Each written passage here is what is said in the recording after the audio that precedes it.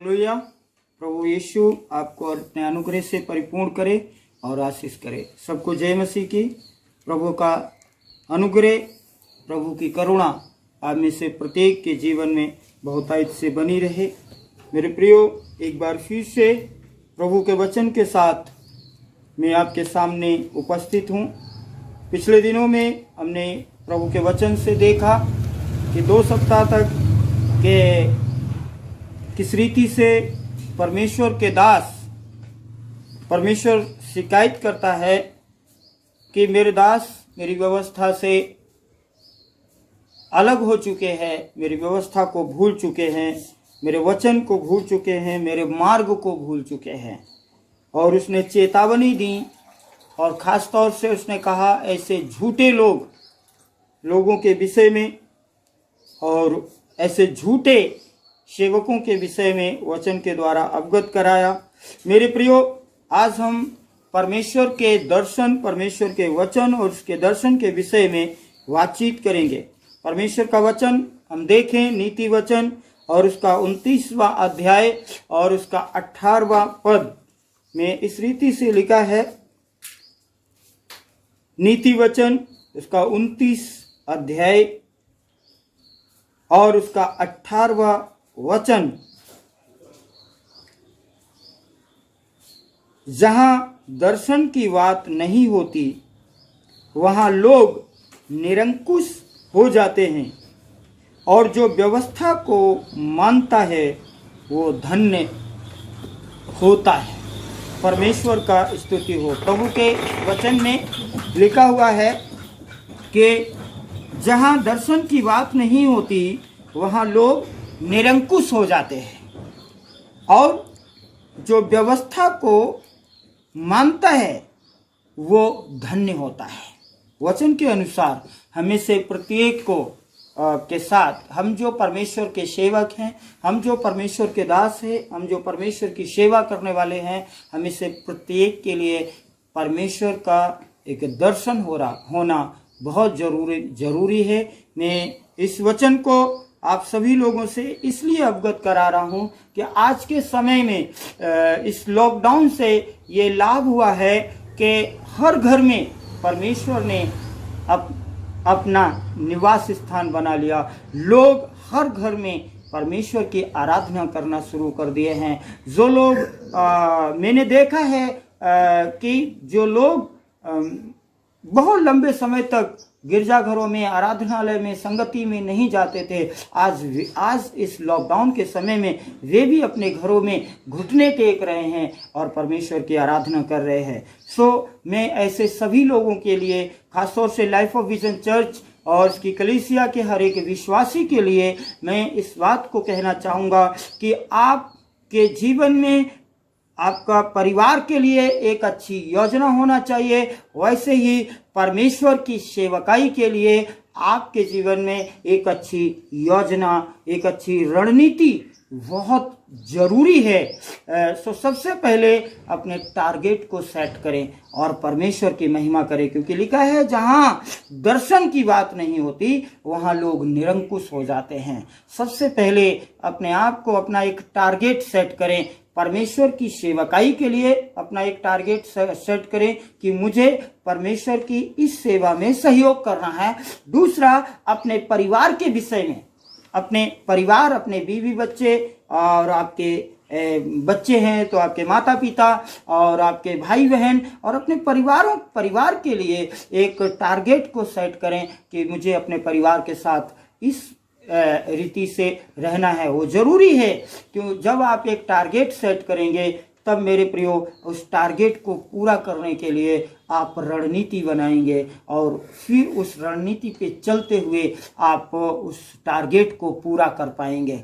किसी भी काम को करने के लिए एक टारगेट को सेट करना और फिर उसके लिए एक मिशन को डेवलप करना, एक रणनीति को बनाना और उस रणनीति के अनुसार काम करना, ये बहुत अत्यंत आवश्यक है। मेरे प्रियो, परमेश्वर का दास पौलुस भी इस रीति से कहता है, अगर के खास तौर से 1 तीमुथियुस और 3 अध्याय और उसका 8 और से 13 पद तक अगर हम पढ़ते हैं तो यहाँ प्रभु का वचन इस रीति से कहता है। पहला तीमुथियुस उसका 3 अध्याय में पढ़ के बताना चाहूंगा आपको। और यहाँ प्रभु का वचन घर के विषय में कहता है, परिवार के विषय में कहता है कि प्रभु के दासों को, प्रभु के लोगों को किस रीति से कैसा होना चाहिए। सो यहाँ पर लिखा हुआ है,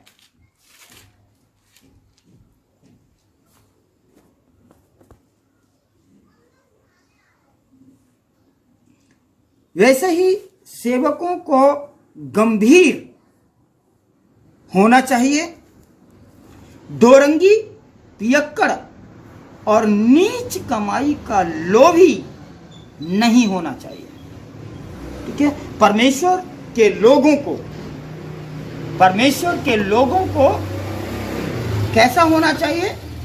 गंभीर होना चाहिए, बात को गंभीरता से लेने वाला होना चाहिए और दोरंगी बात करने वाला नहीं होना चाहिए और पियक्कड़ नहीं होना चाहिए और नीच कमाई का लोभी व्यक्ति नहीं होना चाहिए। और 9वें पद में लिखा है, पर विश्वास के भेद को शुद्ध विवेक से सुरक्षित रखने वाला, विश्वास के भेद को शुद्ध विवेक से सुरक्षित रखने वाला हो और ये भी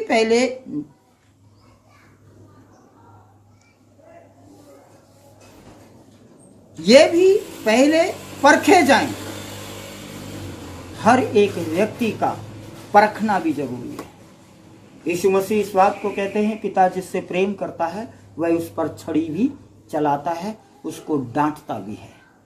और दुश्मन है वो पिता अपनी ही संतानों का जो उनकी गलतियों को अनदेखा करता है, उन पर छड़ी ना चलाता हो या उनको डांटता ना हो। ऐसे व्यक्ति के विषय में लिखा है कि वह अपनी ही संतानों का दुश्मन है जो उनकी गलतियों को अनदेखा कर देता है और उन पर छड़ी नहीं चलाता है।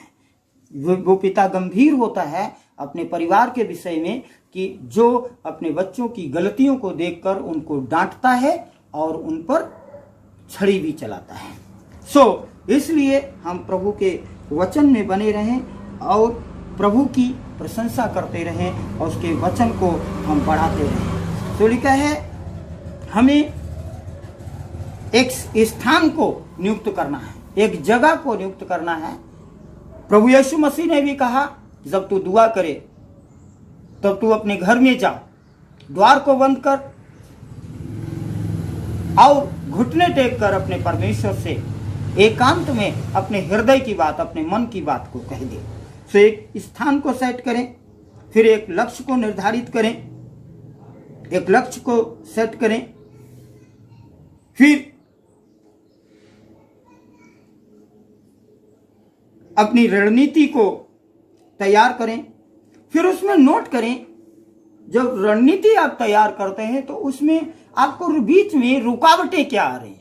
आपने जिस कार्य को पूरा करने के लिए आपने निर्णय लिया है, जो लक्ष्य आपने निर्धारित किया, उस लक्ष्य को भेदने के लिए, उस लक्ष्य को प्राप्त करने के लिए रुकावटें कौन सी हैं, उन रुकावटों को आप देखें और रुकावटों को देखकर उनको नोट करें, एक एक रुकावट को, और उन रुकावटों को मार्क करके, नोट करके मेरे प्रियो काम को आगे बढ़ाएं। उन रुकावटों को अपने जीवन से अलग करने की कोशिश करें और परमेश्वर की महिमा करें। और आपकी सेवा में फिर देखें, आपके कार्य में, आपके परिवार में, आपके घर में, परमेश्वर की सेवकाई में